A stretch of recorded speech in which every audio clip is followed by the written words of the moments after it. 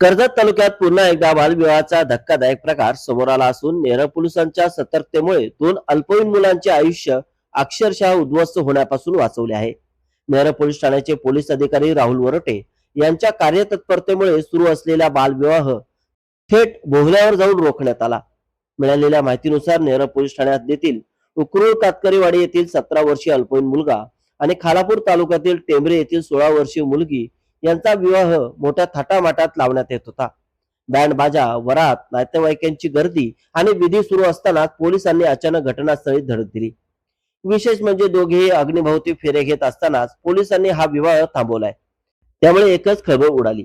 उपस्थितांमध्ये भीतीचे वातावरण निर्माण झाले. सूत्रांच्या माहितीनुसार पोलीस अधिकारी राहुल वरोटे यांना त्यांच्या खबऱ्यांमार्फत या बालविवाहाची माहिती मिळाली होती. माहिती मिळताच त्यांनी वेळ न दवडता पोलीस पथकासह घटनास्थळ गाठले आणि सुरू असलेला विवाह सोहळा थांबवला. यावेळी पोलिसांनी उपस्थित पालक आणि नातेवाईकांना बालविवाह प्रतिबंधक कायद्याबाबत कठोर शब्दात समज दिली.